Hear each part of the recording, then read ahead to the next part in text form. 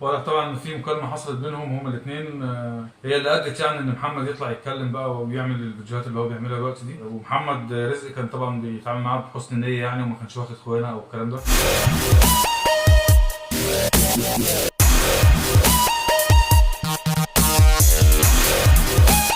السلام عليكم ورحمة الله وبركاته، متابعين قناة كشف الحقائق، اهلا وسهلا بكم جميعا، مشرفينا ومنورينا.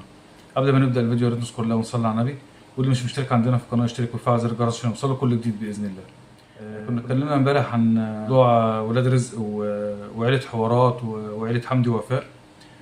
كان اخو زوجة محمد منزل فيديو يعني، وكان المفروض بيقول ان هو ده الجزء الاول ولسه في اجزاء تانية يعني. هنكمل ان شاء الله الجزء التاني ده كده النهارده. وهنحاول طبعا ما نطولش الفيديو زي بتاع امبارح يعني، هناخد المفيد من الفيديو ونحلله كده ونشوف مع بعض الفيديو. يلا بينا. استكمالا بقى للفيديو اللي فات او استكمالا للاحداث اللي فاتت، انا فاكر او متذكر ان احنا وصلنا لحد الاكونتات بتاعت الاء اللي هي الانستجرام والتيك توك وقفت لحد ايه علشان خاطر اللي في ضرايب وبتاع والكلام ده. ف انا مش هقول هي وقفت ليه، يعني مش هقول، انا هقول بس الاحداث ديت الاحداث كلها يعني في صوره واضحه قدام كله. وانا مش هقول الفعل دوت يعني ايه، هو كل حاجه من اللي انا بحكيها تبقى واضحه. وبعدين والكولبريشن اللي كان معمول بيني وبين الشخص بقى اللي انا كنت بطلع معاه مثلا في ستوريات وبتاع والكلام ده، والايام كانت تلقائيه جدا وصفو نيه، وبجد الواحد بيزعل على يعني طيبه قلبه او صفو نيته الزياده عن اللزوم. بس عادي، الكولبريشن ده كله اتمسح والفولوهات اللي كانت معموله بقى. هو كان بيطلع مع محمد حوارات في الاستوريهات يعني، بيطلع معاه دايما، وبعد كده اتفاجئ طبعا الاكونتات اتحذفت وقبلها طبعا الاستوريهات والصور دي اتحذفت. حس بالغدر يعني. انفولو، والله حرفيا بقيت انفولو مره واحده. انا استغربت من الموضوع ده. ولما روحنا زياره لالاء بعد الجواز، بنعمل عادي يعني، العادي بتاعنا بنعمل تيك توك مثلا مع بعض، مش عارف ايه، يلا نعمل تيك توك على ديت اللي هو عادي. تيك توك، فيديو تيك توك اصلا ما بيجيبش فلوس يعني، فاهم؟ الفيديو تيك توك ما بيجيبش فلوس. اللايفات بتاعت التيك توك لو حد بعت لك هدايا هو شاحن، دي اللي بتجيب بس، لكن الفيديوهات ما بتجيبش. المهم صورت انا وهي بتاع حوالي 5 فيديوهات وبتاع، وصورت انا ونجار فيديو لوحدينا يعني، انا ونجار اختي صورنا انا وهي فيديو واحد بس لوحدينا.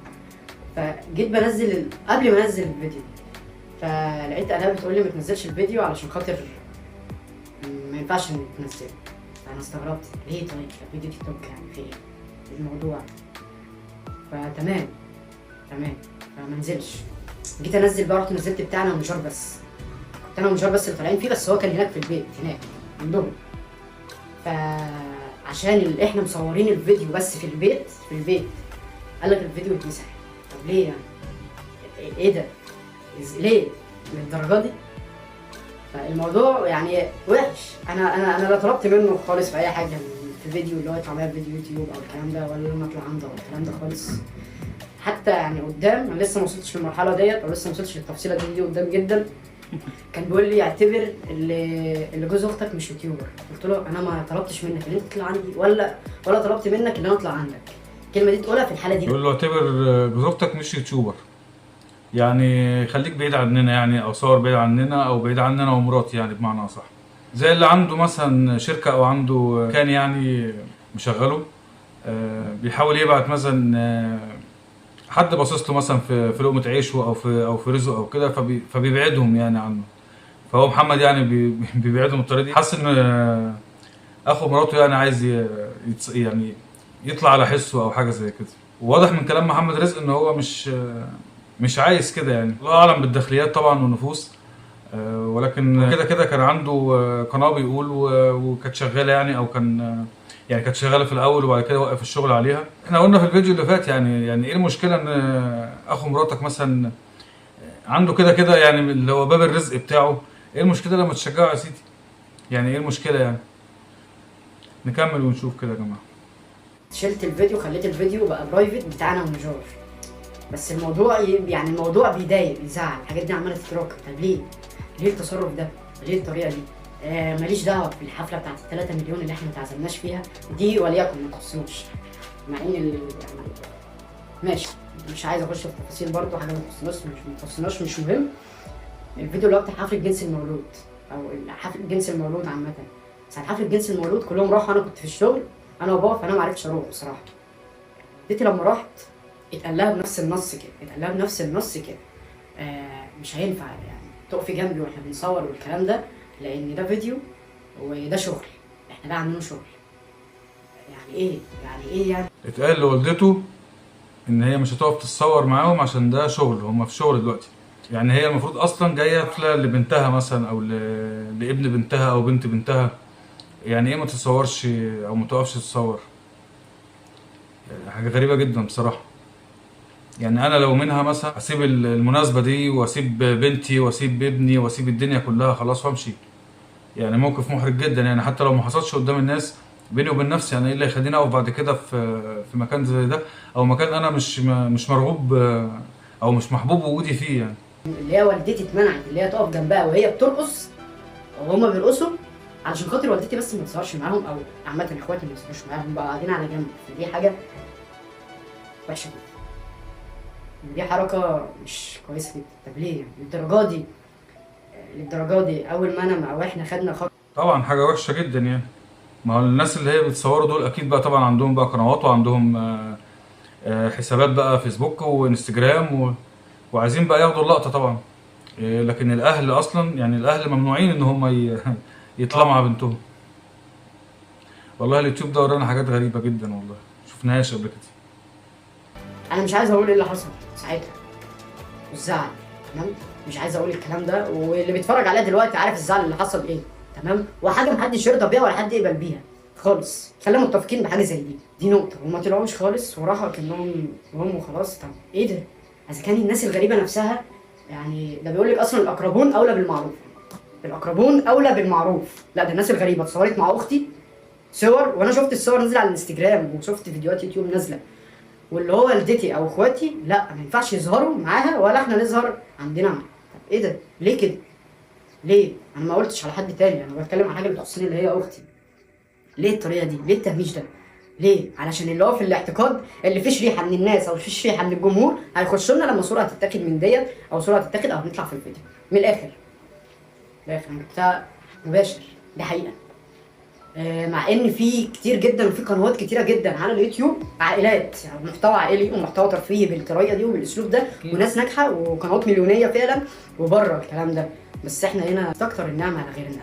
يعني انا مش هاخد من رزقك، انا مثلا لو طلعت او بتاع او انا هاخد من رزقك في حاجه، او انا هضايقك في حاجه، طب ما انت كده عادي، انت يعني انت شغال عادي. انا هاخد من رزقك في حاجه؟ ليه باصص لها بالنقطه دي؟ ليه البصه بالنقطه الوحشه دي؟ ما هو في حاجات كمان. لما انا رحت في فيديو الذكريات، معلش بس عشان الاحداث ابتدت تتلخبط، في فيديو ذكريات الجزء الثاني احنا عملناه وكتبت فيها برضو العنوان انا واختي، لان يعني الذكريات بتاعتنا واحنا زمان عمار ونجال لسه صغيرين، فالذكريات لسه بتتعمل اصلا. فالمهم هو في اول فيديو قال بطريقه يعني بطريقه ضحك وبطريقه تلقائيه وما فيهاش اي حاجه، يعني اللي هي يعني طريقه هزار وبطريقه تلقائيه عادي. في اول الفيديو انا ما بقتش حنينه عليها زي الاول وبتاع من بعد ما اتجوزت وكده، اللي هو بطريقه عادي، طريقه تلقائيه. راحت اتاخدت على طول ما تتكلموش على مراتي تاني في اي فيديو. يعني ايه ما تتكلمش على مراتك؟ مراتك دي اختي. هو انت هتخاف على مراتك ديت اللي هي اختي برضه؟ هو انا مش هخاف عليها مثلا؟ طبعا هخاف عليها. فكانت بتتقال بطريقه تلقائيه عادي. وده الرد اللي هو بعد ما الفيديو نزل والفيديو مسحه وشيله. طيب تمام ما تكلموش عليها تاني في اي فيديو. انا بجيب تفاصيل خارجيه يعني بجد، يعني دي تراكمات عماله تتراكم، ولما بنيجي مثلا المشكله اللي المواجهه ما بتجيش مواجهه راجل قصاد راجل، لا انا بلاقي اختي هي اللي بتكلمني. طب ليه؟ طب ما تكلمني انت، قول لي في 1 2 3 نعرف نتناقش مع بعض، نعرف نتكلم ونوصل لحل. لا مفيش حل، ماليش حل. الرد هو انت عمار ده اخو محمد الصغير، يعني اخو زوجة محمد، يعني اخو زوجة محمد حوارات.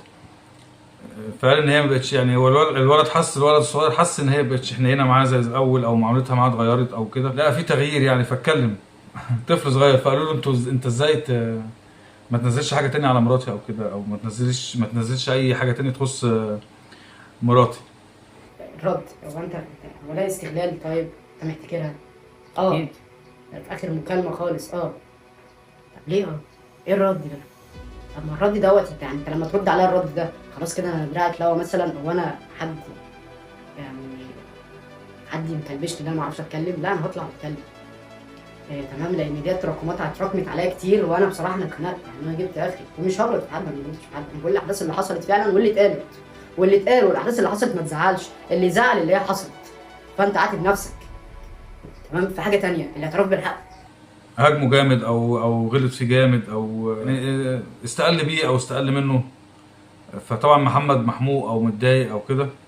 واحنا برضو عند كلامنا ان احنا برضو حتى لو مهما يحصل لازم الحاجات دي تتحل خلف الابواب المغلقه يا جماعه، والله يعني ما ينفعش اللي بيحصل على اليوتيوب ده، يعني اللي احنا بنشوفه ده بيزعلنا، يعني ما نحبش نشوف حاجه زي كده بين الاهل يعني. نكمل ونرجع لبعض تاني. فضيله، لو انت غلطت احنا كلنا بني ادمين وخطائين، احنا مش ملائكه، فانت لما تغلط ايا كان انت سنك ايه ما تستكبرش ان انت تقول انت غلطت، لا انت استكبرت اللي انت غلطت. في اخر مكالمه غلطت جامد في اخر مكالمه. تمام.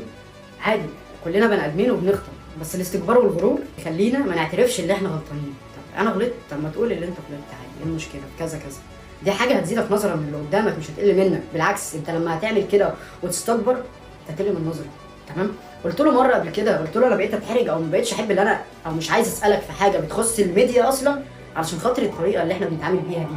قال لي لا اسالني، ده انا جوز اختك ومش عارف ايه وكده وبتاع الكلام ده، وابتدى ينصحني، ابتدى كل فتره يديني نصايح. شكرا جدا، بس النصايح دي انا ما سمعتهاش، او النصايح دي ما اتقالتليش غير من بعد ما انا ما قلت الكلمتين دول، والله ابتدت النصايح تتقال لي فعلا.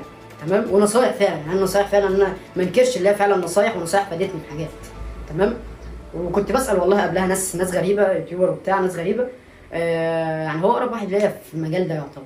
كنت بسال الناس الغريبه في المجال ده لو حاجه انا مش فاهمها او حاجه عايز اعرفها، وكنت بتعلم عادي من المنصات يعني.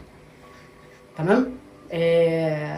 بس انا لما الاقي اللي في التصرف ورد الفعل بالطريقه ديت، يعني مفيش حاجه اسمها فضل بقى. اتعرفنا عن الطريق ده، بس هيبقى من فضل بعد ربنا لو الاسلوب او رد الفعل ما كانش كده، لكن الاسلوب ورد الفعل والكلام ده يبقى لا، يبقى دي ما كانتش مقصوده. الكلام ده لو فعلا الفضل ده يبقى دي حاجه مقصوده، انا اشكرك فيها، بقول لك انت على دماغي من فوق وشكرا، بس هي ما كانتش مقصوده وانا مش مستنيها. انا بقى بكررها تاني بس عشان ايه، بلاش حد يكتب لي في الكومنتات ما تطلع بنفسك ومش عارف ايه وما تستناش حاجه من حد، انا مش مستني حاجه من حد. تمام. بس الحاجه العاديه اللي هي زي صوره او صور انا واختي ليه، احنا كده وصلنا لحد حفله جنس المولود. تمام. الموضوع ده زعلنا طبعا جدا، وزعلنا انا كمان. ليه يعني ليه؟ حتى انا اخويا نفسه اصلا لما راح اتصور مع الناس الغريبه، والله اتصور اصلا مع الناس الغريبه اللي هي اليوتيوبر والكوم والكلام ده، بس الصور ما نزلتش. فليه يعني ليه تحكموا او ليه تلجموا القصه بالطريقه ديت، وليه تضخموا او تفخموا الموضوع بالطريقه دي وتكبروا الموضوع قوي، وليه؟ ده انا حاسس ان هي منطقه محظوره التصوير. ايه ده؟ مش كده، التصرف ما يبقاش كده خالص. تمام. في حته تاني برضو زعلتني، الحته اللي هي بتاعت عمار، لما عمار ايده اتعورت واحنا نزلنا الفيديو اللي هو بتاع ايده اتعورت ورحنا المستشفى والكلام ده، ومش تعويره عاديه، لا ده كان فتح جامد في ايد عمار جامد جدا، والحمد لله يعني عدى وبعد عمليه والكلام دوت، والحمد لله. في صور قديمه او في فيديوهات قديمه ليا انا والاء على التيك توك او على الانستجرام، بقيت بحطها مثلا على جماعه مع بعض واعملها فيديو وانزلها على التيك توك. خلاص بقى، ما هو انا محظور اصلا يعني ثانيه واحده. وكمان في مسابقه كانت اسمها مسابقه الاهرامات، كانت السنه اللي فاتت. انا هسيب لكم شويه صور هنا واوريها لكم. الصور دي كلها احنا صورناها في المسابقه، وبرده الصور دي ما ينفعش تنزل. الصور اللي انا بظهرها لكم كلها على الشاشه دي كلها احنا صورناها في المسابقه، وما ينفعش تنزل الصور. طب ليه ما ينفعش تنزل؟ طب ايه الفكره؟ طيب هو انا هكسب ايه اصلا من ناحيه الصور؟ يعني الكلام ده مثلا يتقال لو يعني هو ممنوع اصلا اي صوره لزوجة محمد حوارات ان هي تنزل على اي حساب من حساباتهم، ممنوع تماما القصه دي. هو زي ما بيقول محمد كده، هي واخدها احتكار بقى وهي بتاعته، يعني انتوا مالكوش حاجه فيها. هو طبعا زوجها وكل حاجه، و الواحد مش عايز يتكلم يعني في كلام يزعل الناس. هي زوجته طبعا وكل حاجه، ولكن ما انت بتطلعها عادي يعني يا محمد، يعني انت بتطلع زوجتك عادي، ما فيش مشكله يعني، بتعمل فيديوهات وبتصور. يعني اشمعنى مع اهلها اخدت الموقف ده يعني، وكنت حاسم قوي وشديد كده بالطريقه دي؟ يعني ما انت بتطلعها عادي، انت بتطلعها عادي، المشكله يعني. واضح طبعا ان الموقف من اهلها، يعني هو محمد خد الموقف من اهلها او من محمد بالاخص، يعني من محمد رزق بالاخص. الكلام ده، لكن انا هكسب من ناحيه الصور. ليه تعمل تحكم جامد قوي بالطريقه ديت ويبقى فيه استغلال؟ ليه؟ علشان المشاهد، انا اقول ليه، عشان المشاهد يبقى عنده الفضول اللي هو يتفرج او يخش الفيديو على القنوات اللي هناك. لكن شاف صور والكلام دوت ولا معانا وكده، مفيش شريحه من الجمهور هيجي عندنا. فدي حاجه من استكتار النعمه على غيرك. انا بجد زعلان منها، انا بقولها على الملأ وبقولها على الملأ اهو، لان الكلام ده احنا اتكلمنا فيه قبل كده، وفي الاخر انا ما بلاقيش رد، ما بلاقيش في حاجه يعني مقنعه. الرد مش مقنع.